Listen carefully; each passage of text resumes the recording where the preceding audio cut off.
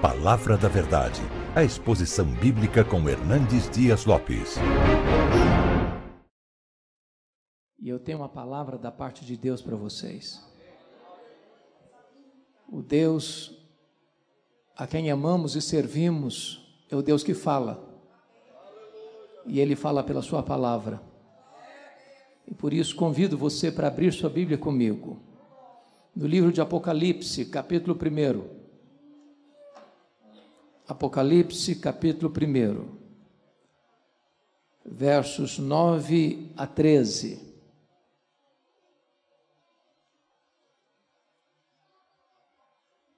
E esse texto diz o seguinte: Eu, João, irmão vosso e companheiro na tribulação, no reino e na perseverança.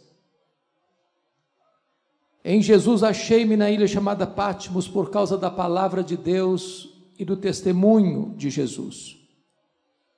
Achei-me em espírito no dia do Senhor e ouvi por trás de mim grande voz como de trombeta dizendo: O que vês escreve em livro e manda às 7 igrejas, Éfeso, Esmirna, Pérgamo,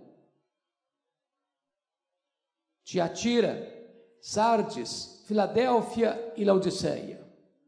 Voltei-me para ver quem falava comigo, e voltado vi 7 candeeiros de ouro, e no meio dos candeeiros um semelhante a filho de homem. Agora capítulo 3, por favor, versos 14 a 22. Ao anjo da igreja em Laodiceia escreve: Estas coisas diz o Amém, a testemunha fiel e verdadeira, o princípio da criação de Deus. Conheça as tuas obras, que nem és frio nem quente, quem dera fosses frio ou quente. Assim, porque és morno, nem és quente nem frio, estou a ponto de vomitar-te da minha boca, pois dizes: estou rico e abastado, e não preciso de coisa alguma. E nem sabes que tu és infeliz, sim miserável, pobre, cego e nu. Aconselho-te que de mim compres ouro refinado pelo fogo para te enriqueceres, a fim de que não seja manifesta a vergonha da tua nudez. Aconselho-te que compres também colírio para ungir os teus olhos, a fim de que vejas. Eu repreendo e disciplino a quantos amo. Sê, pois, zeloso e arrepende-te. Eis que estou à porta e bato. Se alguém ouvir a minha voz e abrir a porta, eu entrarei e cearei com ele, e ele comigo. Ao vencedor dar-lhe-ei sentar-se comigo no meu trono, como eu venci e sentei com meu Pai no seu trono. Quem tem ouvidos, ouça o que o Espírito diz às igrejas. Amém. Amados, eu gostaria de partilhar com vocês sobre o tema restaurando o fervor espiritual.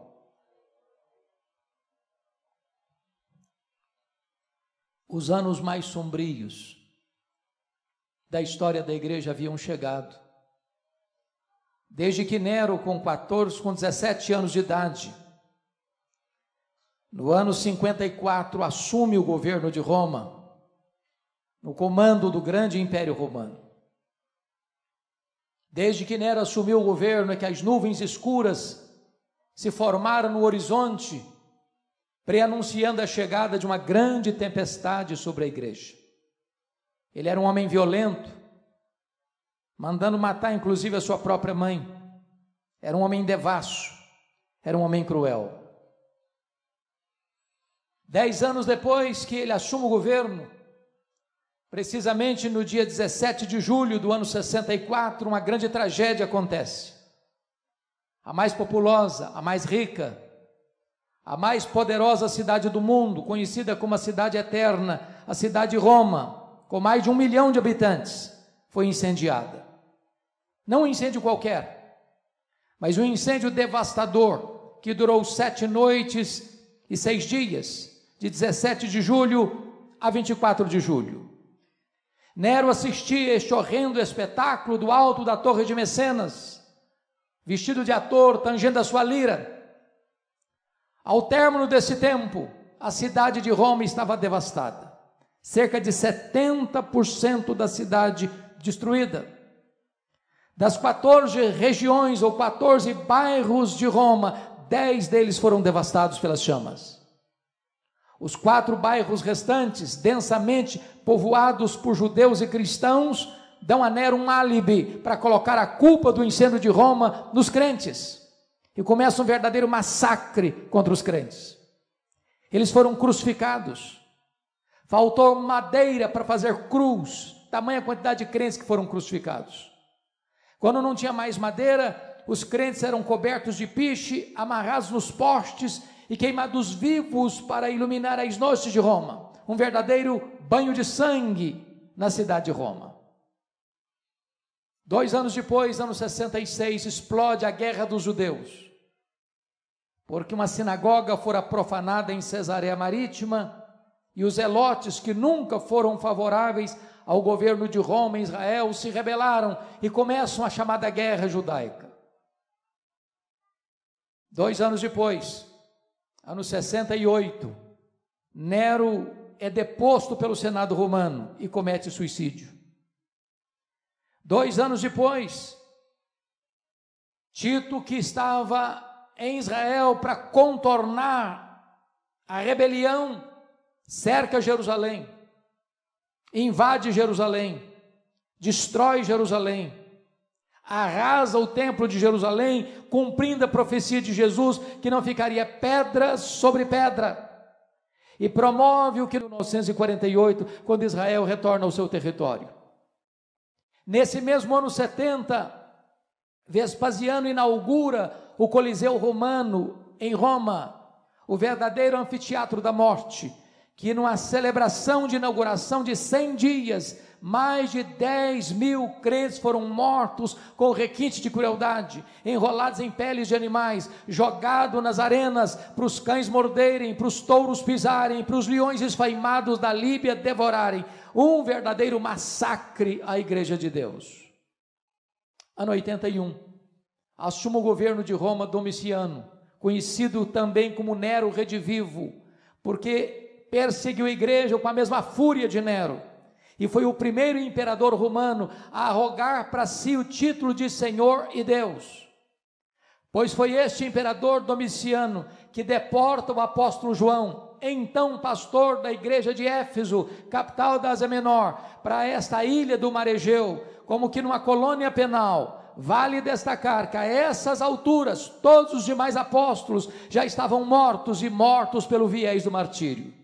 João era o último representante do colégio apostólico, e certamente a intenção de Domiciano era calar a voz do último apóstolo do Senhor Jesus, fechando-lhe na terra todas as portas. Entretanto, quando todas as portas foram fechadas para João na terra, Deus abriu-lhe uma porta no céu e disse: sobe para aqui e eu te mostrarei, não as coisas que talvez aconteçam, não as coisas que podem acontecer, eu te mostrarei as coisas que devem acontecer. Quando os homens, cheios de empáfia, besuntados de orgulho, ou mesmo adornados de violência cruel, acham que estão no controle da história, eles na verdade estão apenas cumprindo um propósito divino, porque o texto nos informa que João não está na ilha de Patmos por causa de um decreto de Domiciano, mas ele está na ilha de Patmos por causa da palavra de Deus e do testemunho do Senhor Jesus. Quem está no trono é Deus, quem governa a história é Deus, quem está com as rédeas da história em suas mãos é o próprio Deus. Era um dia de domingo, era o dia do Senhor, quando João escuta atrás dele uma voz como de trombeta dizendo: o que vês escreve em livro e manda às 7 igrejas, Éfeso, Esmirna, Pérgamo, Tiatira, Sardes, Filadélfia e Laodiceia. Quando João se volta para ver quem falava com ele, ele não viu quem falava com ele. Ele viu 7 candeeiros de ouro, símbolo das 7 igrejas, e no meio dos candeeiros um semelhante a filho de homem. Na verdade, o mundo só pode ver Jesus na igreja e através da igreja, mas esse Jesus que João vê não é o Cristo suando sangue do Getsêmani, tomado de angústia. O Cristo que João vê não é o Cristo que está sendo espancado e esbordoado no sinédrio. O Cristo que João vê não é o Cristo vilipendiado, cuja fronte é cravada por uma coroa de espinho, espancado no pretório romano. O Cristo que João vê não é o Cristo que exangue, caminha pelas apinhadas e estreitas ruas de Jerusalém, debaixo dos apupos e vaias de uma multidão ensandecida. O Cristo que João vê não é o Cristo esticado naquele leito vertical da morte, suspenso entre a terra e os céus. O Cristo que João vê é o Cristo vencedor, é o Cristo vitorioso. Seus cabelos não estão mais cheios de sangue e poeira, mas são brancos como a alba lã. Os seus olhos não estão mais empapuçados de dor, mas são como chamas de fogo. A sua voz não está mais embargada pela sede, mas é como voz de muitas águas. As suas mãos não estão mais presas naquele lenho maldito, mas sustentam a igreja. Os seus pés não estão mais pregados na cruz, mas são como bronze polido. O seu rosto não está mais desfigurado pela dor, mas brilha como o sol no seu fulgor. Quando João vê o Cristo da glória, diz a Escritura que ele cai como morto aos seus pés, e o Senhor põe a mão direita sobre ele e diz: não temas, João, eu sou o primeiro e o último, eis que eu estive morto, mas estou vivo pelos séculos dos séculos, e tenho as chaves da morte e do inferno. Hoje nós não estamos aqui adorando o Cristo que esteve vivo e está morto, mas estamos adorando o Cristo que esteve morto e está vivo pelos séculos dos séculos. O versículo 13 nos mostra que João o vê no meio dos candeeiros, e eu quero dizer a você nesta noite que Jesus está aqui, no meio da sua igreja. Você e eu viemos aqui hoje por esta verdade. Ele está aqui. Se Jesus não estivesse aqui, meus irmãos, por mais bela e por mais emocionante que fosse essa reunião, ela não passaria de um mero encontro religioso e nada mais. Mas Ele está aqui. Ele está aqui. Mas no capítulo 2, verso 1, nós somos informados de que Ele não está apenas no meio das igrejas, Ele está andando no meio dos candeeiros. E eu quero dizer a você nesta noite que Jesus está aqui andando entre nós, para nos conhecer, para nos sondar, para nos exortar, para nos repreender, para nos disciplinar, para nos consolar, para nos fazer promessas. Na medida que Jesus caminha entre as 7 igrejas, há um estribilho que se repete em todas as cartas, e o estribilho é este: eu conheço, eu conheço, eu conheço, eu conheço, eu conheço, eu conheço, eu conheço.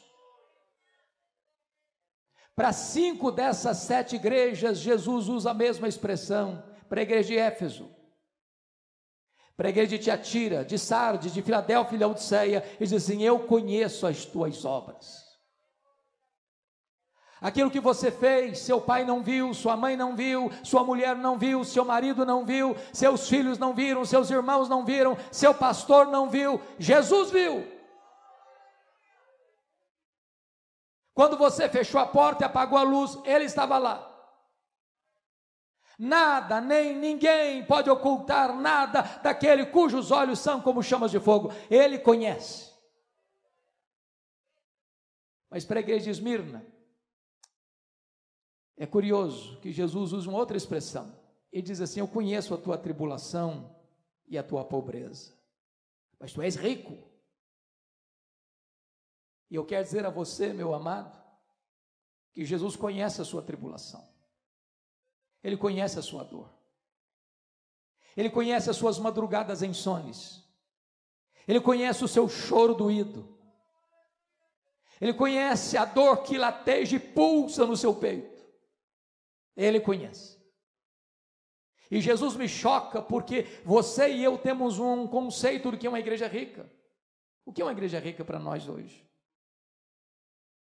É uma igreja que tem muitos membros? É uma igreja que tem um santuário robusto? É uma igreja que tem um orçamento vultoso? É uma igreja que tem muita gente influente na sociedade. Este é o conceito que nós temos de uma igreja rica. Mas a igreja de Esmirna era a mais pobre igreja da Ásia. E Jesus diz: eu conheço a tua pobreza, mas tu és rico. Pobre na terra, rica no céu. Pobre financeiramente, rica espiritualmente. Pobre aos olhos dos homens, rica aos olhos de Deus. É curioso que para a igreja mais rica da Ásia, a igreja de Laodiceia, que dizia: estou rico e abastado e não preciso de nada, Jesus olha para esta mesma igreja e faz um outro diagnóstico e diz: não, tu és pobre, miserável, cega, nua.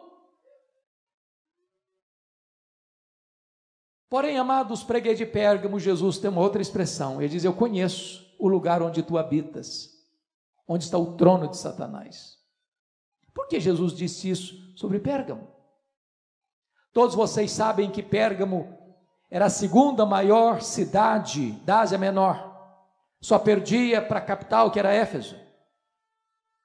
Muito provavelmente Jesus disse isso por duas razões muito simples.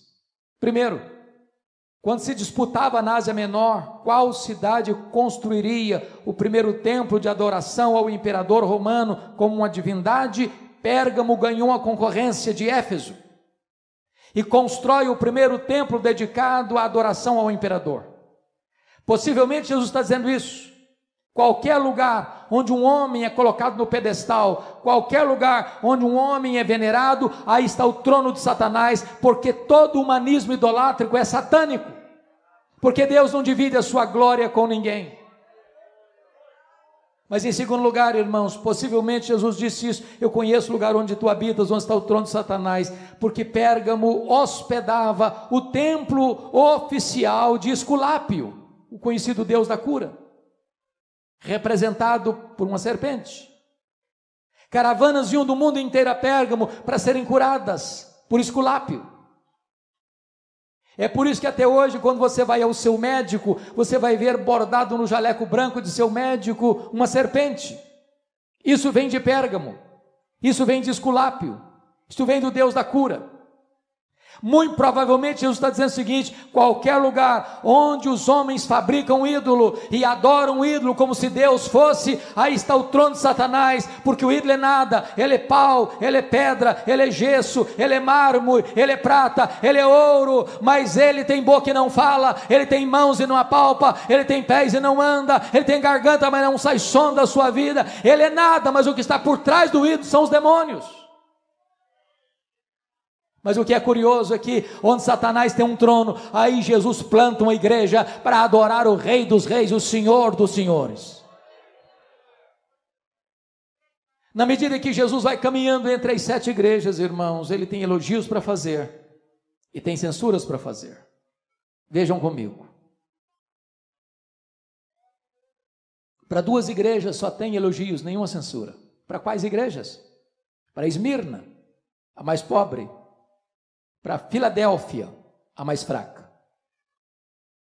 Jesus disse para Filadélfia: eu conheço as tuas obras, tu tens pouca força, mas eu coloquei diante de ti uma porta aberta, e a porta que eu abro ninguém fecha, e a porta que eu fecho ninguém abre. O que é importante para a igreja não é ser forte à luz do que os homens entendem, mas é ser fiel ao Deus Todo-Poderoso. Mas para 4 igrejas, irmãos, Jesus tem elogios a fazer e tem censuras a fazer. Por exemplo, Jesus elogia a igreja de Éfeso pela sua firmeza doutrinária. Ela não suportava os falsos apóstolos. Pela sua firmeza ética, ela odiava as obras dos nicolaítas que induziam o povo à prostituição. Terceiro, por causa da sua perseverança, mesmo em face da perseguição. Uma igreja bíblica, doutrinariamente saudável, perseverante nas lutas. E com isso Jesus está nos ensinando que nenhuma igreja pode agradar a Jesus se negocia princípios e valores, se transige com a doutrina, se negocia a verdade para alcançar e angariar favores humanos. A palavra de Deus precisa ser proclamada com fidelidade. Nós não podemos tornar essa palavra mais palatável para agradar aos ouvintes. Nós temos que pregar com fidelidade. É isso que Jesus elogia na igreja de Éfeso. Porém, diz a Escritura que Jesus diz assim: eu tenho, porém, uma coisa contra ti, é que tu abandonaste o teu primeiro amor. E aqui está um grande risco para nós, irmãos, que às vezes até na defesa da sã doutrina, nós podemos perder o fervor e a piedade.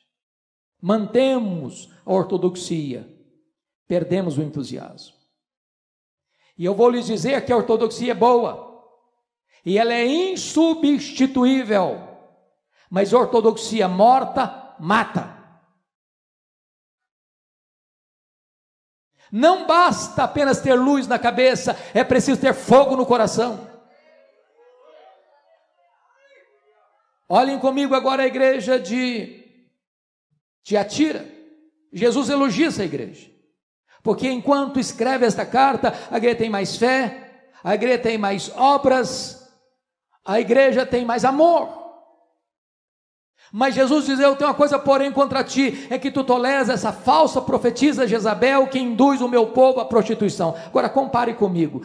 Éfeso tinha doutrina, mas não tinha amor. Tiatira tinha amor, mas não tinha doutrina.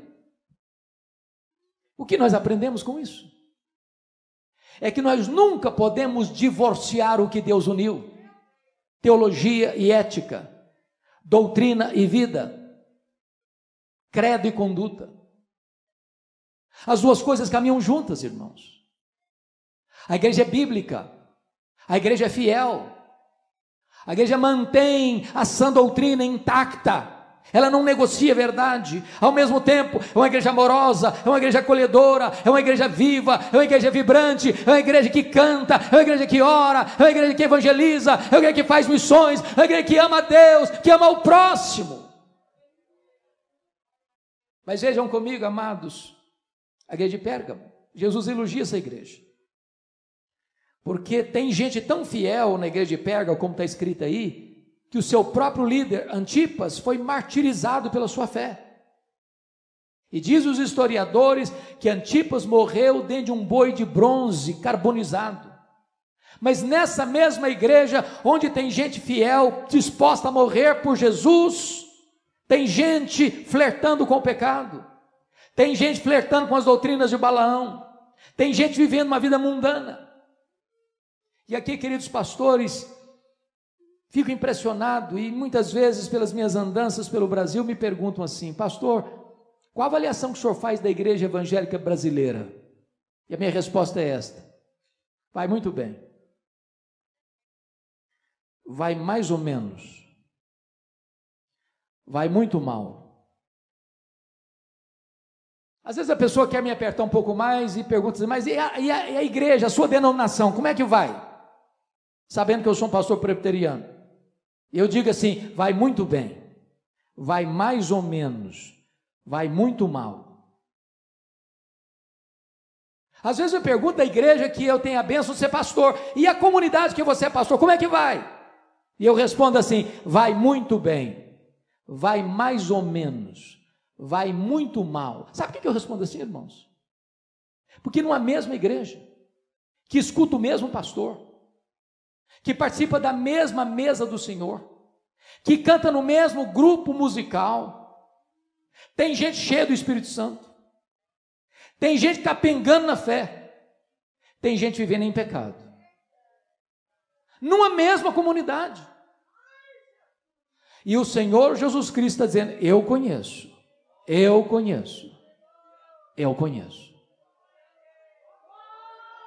Jesus se dirige à igreja de Sardes. Irmãos, esta igreja tem um nome na cidade. Tu tens nome de que vives. Se fosse hoje, nós trocaríamos essa nomenclatura dizendo o seguinte: uma igreja avivada, vibrante. O louvor é magnífico. Há uma emoção que transborda. Há um entusiasmo epidérmico que todo mundo enxerga e vê. Mas Jesus não se impressiona com os nossos gestos. Às vezes nós aprendemos alguns clichês, irmãos, que impressiona os homens. A gente vai orar, dá uma tremidazinha na voz para deixar assim a impressão que a gente é mais espiritual do que é. A gente tem alguns clichês, algumas expressões que são jargões religiosos. Mas Jesus não se impressiona com isso. Ele conhece a verdade no íntimo.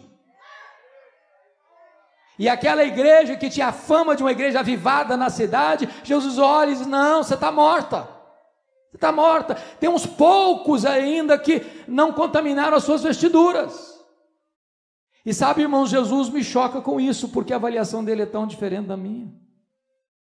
Para a igreja que diz que é pobre, Jesus olha e diz: não, você é rica. Para a igreja que diz que é rica, Jesus olha: não, você é pobre. Para a igreja que diz que é viva, Jesus olha: não, você está morta. Para a igreja que diz que é fraca, Jesus: não, eu coloquei diante de você uma porta aberta. Então, na verdade, quero concluir 3 coisas. Primeiro, o que importa não é o que as pessoas dizem a seu respeito. O que importa não é o que você pensa a seu respeito. O que importa é o que Jesus diz a seu respeito. Jesus não tem uma opinião a nosso respeito, Jesus tem o diagnóstico: eu conheço.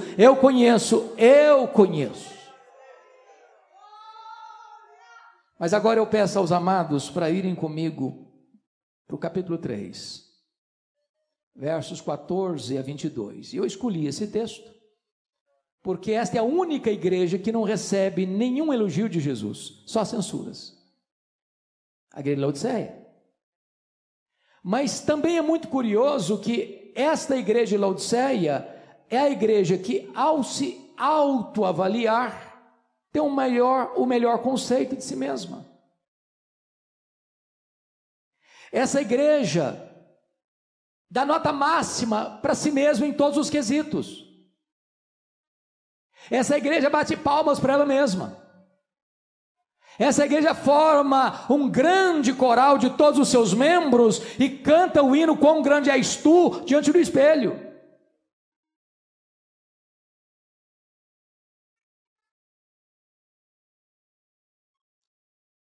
O que me impressiona nesta igreja, amados, é que Jesus faz aqui 3 coisas. Ele faz um diagnóstico, ele faz um apelo e ele faz uma promessa. Eu não sei se você já perguntou por que Jesus usou as imagens que usou nesta carta. Por exemplo, frio, quente, morno, vestiduras brancas, colírio. Por que Jesus usou essas figuras? Foi por acaso? Ou tinha um propósito? Na verdade, Jesus conhece o texto e o contexto. Ele conhece a cidade e a história da cidade e a geografia da cidade. Quando Jesus usou essa expressão: quem dera fosses frio ou quente, mas porque tu és morno, estou a ponto de vomitar-te da minha boca, Jesus vai lançar mão da geografia para ilustrar isso. Quando você vai à cidade de Laodiceia, aquela cidade ficava localizada no vale do rio Lico, a região mais próspera e rica da Ásia Menor, hoje ainda uma das regiões mais prósperas da Turquia asiática. Ali existia uma região metropolitana, 3 cidades que ficavam 8 quilômetros uma distância da outra. Tão perto eram que, quando Paulo escreve a sua carta aos Colossenses, ordena que a mesma carta fosse lida na igreja de Laodiceia e na igreja de Hierápolis, porque era uma região metropolitana. Hierápolis era mundialmente famosa, porque ali havia um chamado Castelo de Algodão, uma montanha de rochas calcárias brancas, de onde brotam águas quentes. Hierápolis era a nossa Caldas Novas brasileira. Pessoas iam para ali para tomar banhos terapêuticos. Do outro lado do rio Lico ficava Colossos, que curiosamente era conhecida também pelas suas fontes de águas frias e geladas, também com efeito terapêutico. Mas Laodiceia, a maior cidade da região, não tinha fontes nem de águas quentes, nem de águas geladas. As águas vinham das montanhas por meio de aquedutos e chegavam na cidade mornas, tépidas, impróprias para beber, impróprias para uso terapêutico. E Jesus está dizendo o seguinte: quem dera tu fosses quente como as águas de Herápolis, quem dera tu fosses fria como as águas de Colossos, mas porque tu és morna como as águas que chegam em Laodiceia, eu estou a ponto de vomitar-te da minha boca. Porque Jesus usa a questão do ouro puro para te enriqueceres, porque Laodiceia era a cidade dos banqueiros, era a cidade dos endinheirados, era a cidade dos ricaços. Tanto é fato que no ano 46 depois de Cristo, essa região metropolitana foi devastada por um terremoto. As duas outras cidades não se reconstruíram, mas Laodiceia foi reconstruída com o dinheiro dos cidadãos ricos da cidade. E Jesus está dizendo o seguinte: vocês se orgulham do ouro que vocês têm, mas espiritualmente vocês estão pobres. Porque Jesus usa a figura das roupas brancas? Porque Laodiceia era o maior centro têxtil da Ásia Menor. E Jesus está dizendo o seguinte: vocês se orgulham das suas fábricas de roupas, mas espiritualmente vocês estão nus. Porque Jesus usa a figura do colírio? Porque Laodiceia era o maior centro oftalmológico da Ásia Menor. Ali havia um remédio quase milagroso, o pó frígio. E Jesus está dizendo o seguinte: vocês se orgulham das suas clínicas de tratamentos de olhos, mas espiritualmente vocês estão cegos. O que Jesus está fazendo? Um diagnóstico. Agora, no diagnóstico que Jesus Cristo faz, irmãos, o que me impressiona não é o que ele vê, é o que ele não vê. Prestem atenção comigo, irmãos. Olhem bem esta carta. Não há, da parte de Jesus, a igreja que só recebeu censuras, nenhuma censura de Jesus de problemas doutrinários. Não tem doutrina de Jezabel, não tem doutrina de Balaão, não tem falsos ensinos, não tem falsos mestres. Nós diríamos que a igreja de Laodiceia era uma igreja ortodoxa, mas está provocando náuseas em Jesus. Leia as cartas, e você não verá nenhuma denúncia de Jesus de problemas morais. Tem problemas morais em Pérgamo, tem problemas morais em Tiatira, tem problemas morais em Sardes. Não há nenhuma denúncia de Jesus de problemas morais na igreja de Laodiceia. É uma igreja fortemente ética, não tem escândalo. Leia as cartas, e vocês não verão qualquer sinal de pobreza. Há pobreza em Esmirna, há pobreza em Filadélfia. A igreja de Laodiceia é uma igreja rica. Os teólogos da prosperidade não fariam sucesso lá, porque todo mundo já era rico.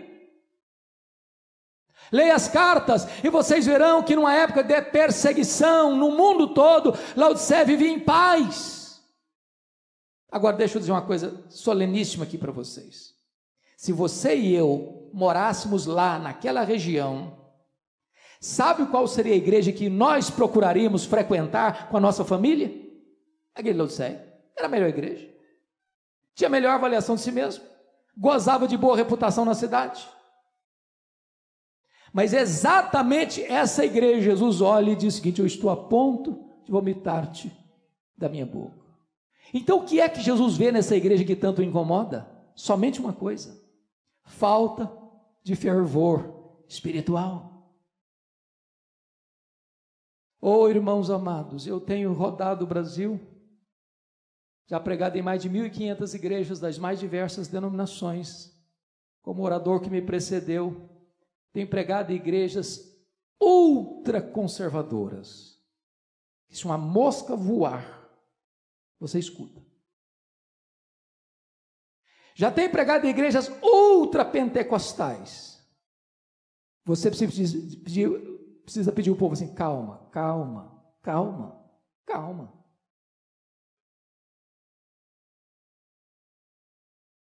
Sabe o que eu tenho aprendido, irmãos? Fervor não tem nada a ver com estilo de culto. Nada a ver. Nada a ver. Falta brilho nos olhos. Falta coração aquecido. Falta entusiasmo. Falta amor à palavra. Falta zelo com oração. Falta poder espiritual. Falta avivamento, irmãos. Falta avivamento. A igreja contemporânea está ficando cada vez mais secularizada. As pessoas frequentam os templos, mas não são transformadas. Irmãos, o índice de divórcio dentro da igreja é quase o mesmo fora da igreja. O índice de rapaz e moça que vai para a cama no namoro é quase a mesma quantidade dos que estão fora da igreja. O índice de crente desonesto nos seus negócios, que dá um cheque sem fundo, é quase o mesmo fora da igreja. As pessoas entram para a igreja, mas elas não recebem o poder transformador do evangelho da graça. Oh, irmãos, nós precisamos desesperadamente de um sopro de Deus, nós precisamos desesperadamente de um derramamento do Espírito Santo de Deus, nós precisamos que o Espírito Santo sopre sobre nós e arranque as cinzas e inflame as brasas e ateie em nós um fogo santo, um fogo que purifica, um fogo que ilumina, um fogo que aquece, um fogo que alastra.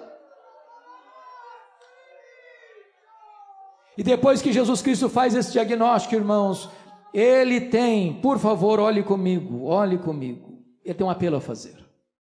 E no verso 17 ele diz o seguinte, preste bem atenção: eu repreendo e disciplino a quantos amo. Querido pastor João, às vezes eu fico muito constrangido quando eu leio esse texto, porque parece-nos que Jesus está pegando pesado, e muito pesado. A linguagem é pesadíssima, é de náusea. A grande pergunta é por que Jesus está pegando tão pesado com você e comigo nessa noite? E a resposta é porque Ele nos ama. Jesus não abre mão de ter você, meu amado, minha irmã, uma vida plena, maiúscula, superlativa, cheia do Espírito Santo. Ele não desceu da glória, não morreu naquela cruz, não ressuscitou, não voltou para o céu, não derramou o seu Espírito para produzir um crente apático, um crente morno, um crente xoxo, um crente omisso, um crente mundano. Ele quer que você seja cheio do Espírito Santo. Eu repreendo e disciplino a quantos amo. E agora tem uma ordem: sê, pois, zeloso e arrepende-te, muda a tua vida, muda a tua conduta. Verso 18, Jesus Cristo, verso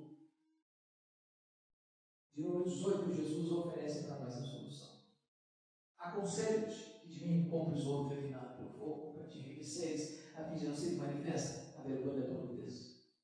Vestes brancas, para que não se manifesta a vergonha da tua nudez. Colírio para os teus olhos, a fim de que vejas. Sabe o que Jesus está querendo dizer com isso?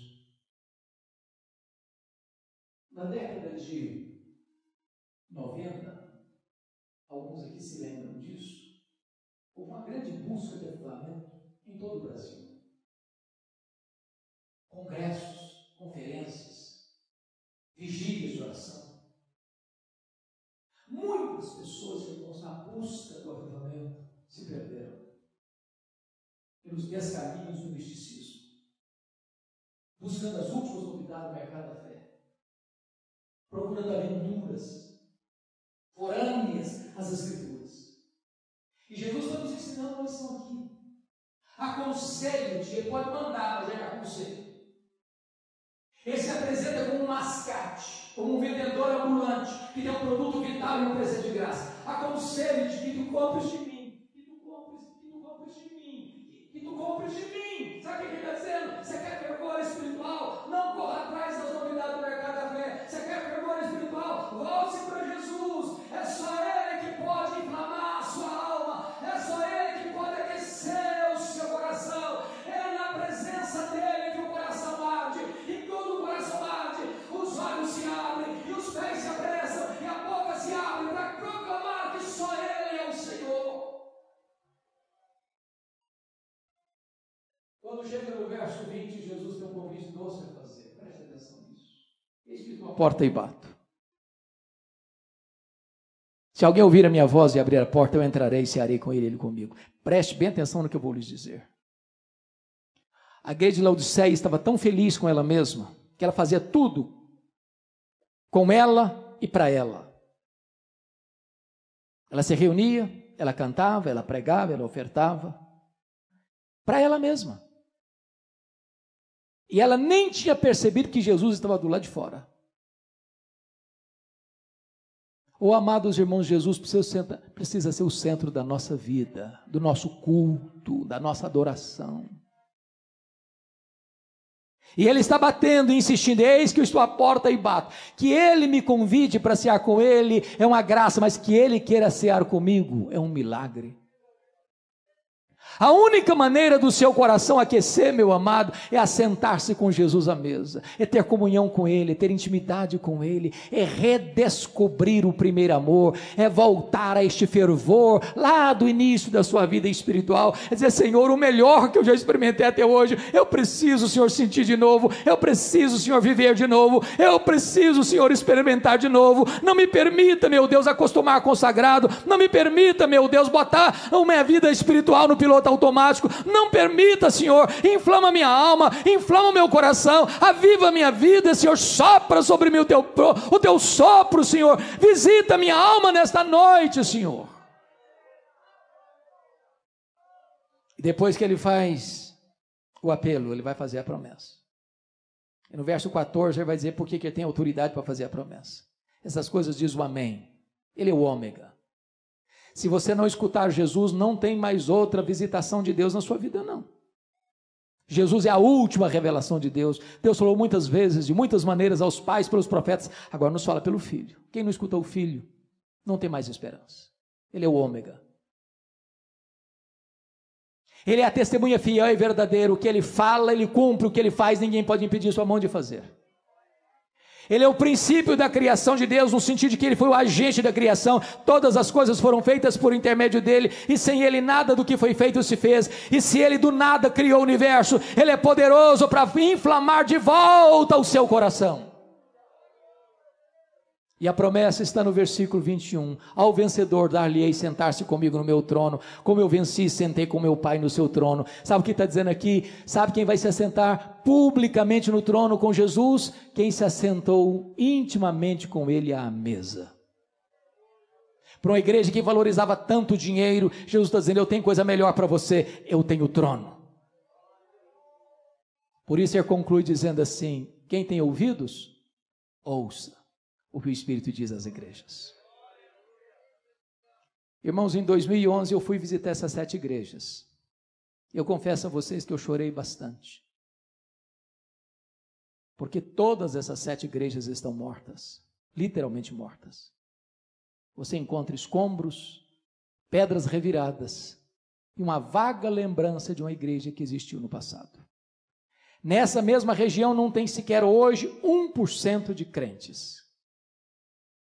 Sabe por que essas igrejas morreram, irmãos?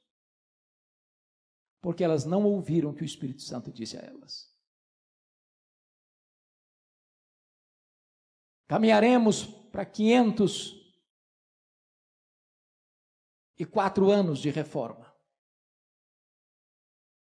Parece-nos que a Europa não tem muito o que celebrar. As igrejas protestantes da Europa estão morrendo. Estão morrendo. Eu estive na Holanda. Até 1960, pastor, os templos estavam abertos e o povo ia para os templos. Hoje os templos estão lá, mas o povo não vai mais. Vamos para a Escócia, berço do presbiterianismo. Para minha tristeza, entramos num dos templos mais belos da capital. Quando eu entrei, não tinha púlpito, nem bancos. O templo tinha sido vendido, era um bar. As pessoas estavam lá bebendo. Vamos para a Inglaterra, onde aconteceram tantos avivamentos. John Wesley, George Whitefield, William Carey, William Wilberforce, John Charles Ryle, Charles Haddon Spurgeon, Mark Lloyd Jones, John Stott. Hoje menos de 4% dos ingleses frequentam a igreja evangélica. Os templos estão sendo vendidos e transformados em museus, em boates, em mesquitas muçulmanas. Você vai para os Estados Unidos, para o Canadá, você encontra muitas chamadas dead churches, igrejas mortas. As denominações históricas estão perdendo milhares e milhares de membros todos os anos, todos os anos. Os seminários que formaram pastores, teólogos, missionários, tomados de assalto pelos liberais, hoje patrocinam a incredulidade e formam céticos. Agora olha para o Brasil, irmãos. Você já tem denominações inteiras no Brasil que sucumbiram ao liberalismo. Seminários aqui no Brasil, evangélicos, que não creem mais que este livro é a palavra de Deus, inerrante, infalível e suficiente. Morrendo. Essa semana passada, pastor, um colega me ligou de uma dessas denominações e diz assim: pastor Hernandes, a minha denominação não batizou um crente por igreja por ano, em média.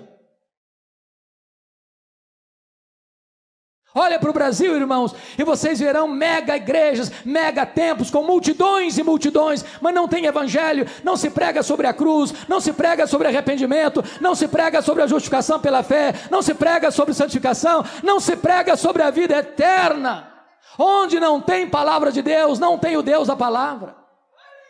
Olha para o Brasil, irmãos, e vocês verão igrejas, louvado seja Deus, que permanecem ortodoxas e fiéis à doutrina, mas muitas delas já perderam o fervor, estão com uma ortodoxia ossificada. Irmãos amados, nós precisamos desesperadamente hoje pedir a Deus que nos visite com um poderoso avivamento espiritual, que Deus inflame a nossa alma, que Deus desperte o nosso coração. Sabem por quê? E eu termino aqui. Quando aquela geração saiu do Egito, era aproximadamente 2 milhões de pessoas. Diz a Bíblia que toda aquela geração morreu no deserto. Toda aquela geração, exceto 2 pessoas, Josué e Caleb. A segunda geração que nasceu no deserto foi a geração que entrou na terra prometida. Diz a Bíblia que a terceira geração que nasceu na terra prometida não conhecia Deus mais.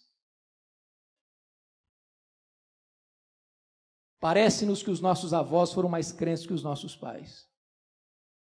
Parece que os nossos pais foram mais crentes do que nós. Parece que nós estamos sendo mais crentes que os nossos filhos. Que Deus tenha misericórdia de nós, irmãos. Para que nós passemos o bastão para a nova geração. Para que os nossos filhos sejam mais crentes do que nós. Para que os nossos netos sejam cheios do Espírito Santo. Para que a igreja de amanhã seja uma igreja viva, forte, dinâmica, fiel, poderosa, nas mãos de Deus. Que a nossa oração seja essa: reaviva a tua obra, Senhor. Reaviva a tua obra no decorrer dos anos. Isso mexe com você, irmão?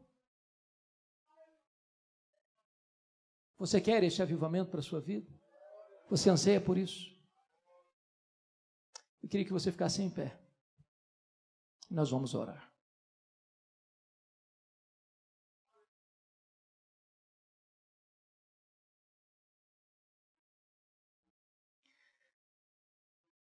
Bendito Deus. Vem, visita, Senhor, a tua vinha nesta noite. É o teu povo que se chama pelo teu nome. Tu estás entre nós, tu conheces o nosso coração, quebra a dureza do nosso coração, tira essa crosta, Senhor, toca no íntimo da nossa alma nesta noite, sopra as cinzas, Senhor, reaviva as brasas, leva-nos de volta, Senhor, ao primeiro amor, reaviva o nosso coração, visita a nossa casa, restaura a nossa família. Oh meu Deus, em nome de Jesus, não nos deixes dormir o sono da morte. Não nos deixes viver um cristianismo apático. Por amor do teu nome, Senhor, não nos deixes nos conformar com este século. Reaviva o nosso coração, Senhor. Nós não queremos viver se não for viver na tua presença, se não for viver para a tua glória, se não for viver para exaltar o teu Filho, para amá-lo, para glorificá-lo, para torná-lo conhecido. Oh meu Deus, toma nas tuas mãos agora cada homem, cada mulher que entrou nesta casa. Toma nas tuas mãos cada pessoa que está assistindo este culto, Senhor, pelas mídias sociais. Toma em tuas mãos aqueles que estão aqui, aqueles que estão acolá, por amor do teu nome. Reaviva a tua obra, Senhor. Desperta a tua igreja, sopra sobre nós o teu sopro. Levanta, Senhor, uma igreja viva, uma igreja forte, uma igreja quebrantada, uma igreja que chora pelo pecado, mas uma igreja que se levanta diante deste mundo com coragem para pregar a tua palavra no poder do teu Espírito. É a nossa súplica, meu Deus, é a nossa necessidade, em nome de Jesus. Aleluia, amém e amém. Palavra da Verdade, a exposição bíblica com Hernandes Dias Lopes.